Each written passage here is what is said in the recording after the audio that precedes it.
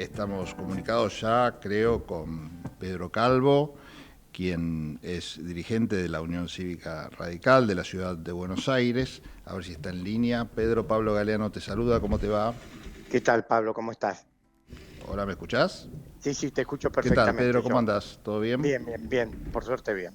Bien. Bueno, Esperando fin de año, como hemos todos. visto una nota tuya publicada en algunos portales de noticias que hacen referencia a un aniversario que tiene que ver y coincide quizás con otro. Es paradójico o es interesante también hacerle el análisis de este lado, ¿no? De los aniversarios como a veces coinciden. Estamos hablando de 365 días de Milei, de este gobierno, y también, bueno, por supuesto, se recuerdan otras fechas, ¿no? Como aquel 10 de diciembre, cuando comenzó un nuevo gobierno en Argentina, en este caso terminando con las dictaduras y comenzando con la democracia, que fue aquel 10 de diciembre de 1983. Bueno, creo interesante la nota que escribiste vos, una nota de opinión hablando de esto, ¿no? De los 365 días de Milei, y titulás la nota como La política en tiempos del poliamor. Contanos un poquito de qué la va este artículo.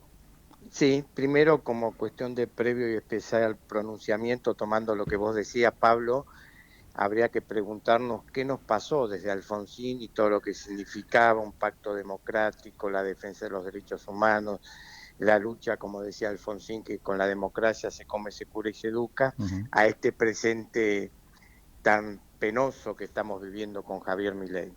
Y yo marco en ese artículo que vos describías tres puntos que me parece que vale la pena analizar, partiendo de y reconociendo que Milei tiene un amplio apoyo en sectores sociales, apoyo que se ha consolidado a lo largo del año, Sí.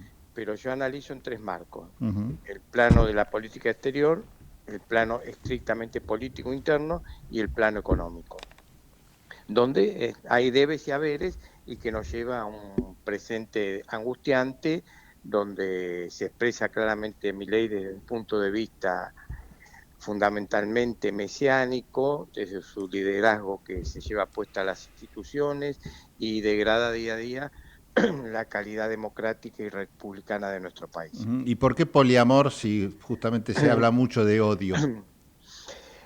Porque en definitiva Milei es un emergente de la crisis de representación de las fuerzas políticas tradicionales. Sí.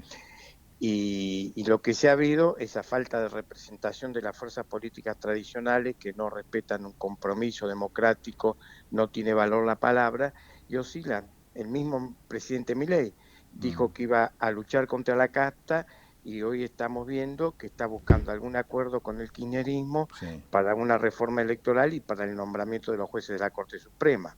Ni hablar del PRO, que el presidente Milei pide pruebas de amor y parece que está oscilando entre una sumisión masoquista Uh-huh. y quienes quieren romper lanzas y romper todo tipo de vínculos con el gobierno de Milei.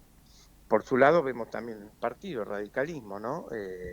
Quienes apostando a una supuesta gobernabilidad terminan borrando con el codo lo que votan con la mano, o los gobernadores peronistas que establecen un puente entre el kirchnerismo y la votación a todos los proyectos del presidente Milei.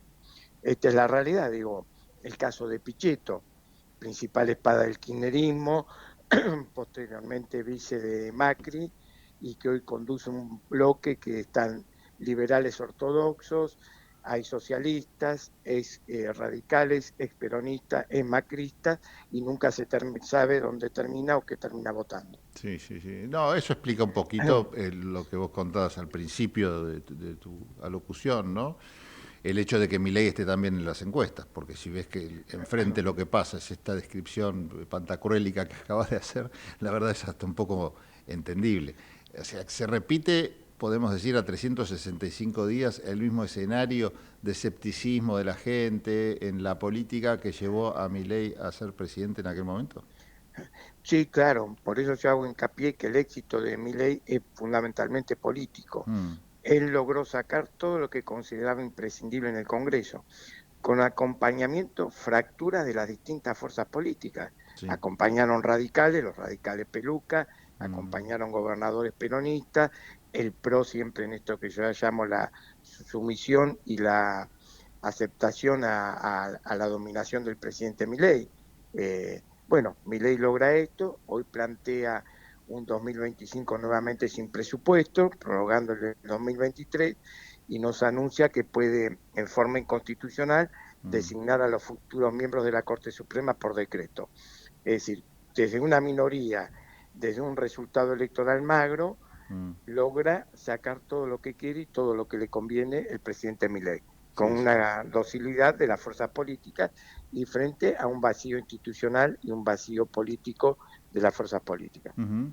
Hasta ahí el diagnóstico y es lo que vos haces y prometés en el título, lo desarrollás bien en el artículo, es analizar un poco qué pasó en estos 365 días, ¿no? Y la gran pregunta es qué pasa después, porque el año 2025, que está ya a la vuelta de la esquina, viene con un año con elecciones y con campaña previa, obviamente, y seguramente, bueno, si la situación sigue así, a Milei tan mal no le va a ir. ¿Cómo lo imaginas? Bueno, por lo pronto hay datos económicos que me parece que tenemos que volcar en este análisis. Sin ninguna duda que Milei logró un éxito en cuanto a la reducción del déficit fiscal, hay un superávit fiscal, en cuanto a la estabilidad del dólar y la baja de la inflación. Pero los datos del Banco Mundial y de organismos internacionales nos demuestran que Argentina junto con Haití son los únicos dos países que tienen una caída del Producto Bruto Interno en este año. Mm. Vemos al mismo tiempo, en un año donde se dejó de lado la sequía del 2023 Sí. y hubo un importante crecimiento agropecuario, pero en realidad la capacidad ociosa industrial llega al 62,4. Vemos que, por ejemplo, el salario frente a una inflación del 119%, esto por datos del INDEC, Sí. tiene una caída del 156%. El salario mínimo llega a niveles del 2001, la caída es Ujú. del 26,5. Al mismo tiempo la pobreza está en el 52,9, la indigencia en el 18,1, los menores de 14 años tenemos el 66,1%, esto por datos del INDEC, y en 6 meses el gobierno y la política de Milei supo construir 5,4 millones de nuevos pobres, es decir, la peor cifra en 20 años. Lo vemos en los datos de octubre también del INDEC, el 18% de la caída en los supermercados, la mayor crisis del 2001, incluso el Instituto de Desarrollo Argentino Agroindustrial habla que el consumo de leche cae en un 17,6 y podemos estar en los peores niveles hacia fin de año en la historia. Sí, sí, sí, sí. Esto está mostrando claramente un modelo de disciplinamiento Ujú. social y un modelo regresivo desde lo económico. Sí, sí, sí. ¿Cuál va a ser el futuro, Hasta como ahí, vos claro, planteás? hasta ahí la observación que veníamos haciendo también antes de cómo está y dónde nos ha llevado todo esto, ¿no? Este año. Ahora Claro. bien, quizás lo que la gente está buscando es decir, bueno, ¿y cuál es la alternativa a esto, ¿no? En función también de pensar su voto 2025. Bueno, nunca los tiempos políticos o no siempre confluyen los tiempos políticos con los tiempos económicos. Está claro que lo de Milei, yo expreso que es una onda larga, que es un fenómeno mundial, los Trump de la política, Mm. que viene para quedarse, que apuesta a que haya más consumidores y menos ciudadanos, que hay una lectura que el fenómeno inflacionario la gente lo percibe como un fenómeno colectivo, ahora en cuanto a la pobreza o la desocupación es un fenómeno individual y que es la falta de respuestas individuales que se da, que mi ley plantea claramente exacerbar una libertad individual en detrimento de la libertad de los Sí, otros sí, sí, sí. y Ujú. que tiene tres factores que le juegan a favor: la baja inflacionaria, tolerado cierto ordenamiento en la seguridad, y esto se ve claramente en la ciudad de Buenos Aires, Sí.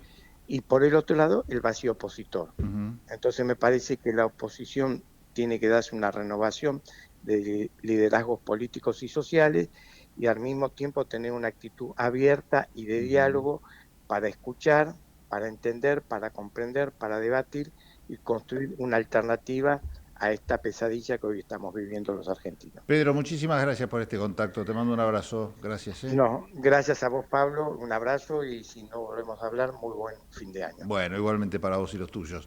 Pedro Calvo, diputado nacional, mandato cumplido, pasó por aquí por Tendencias.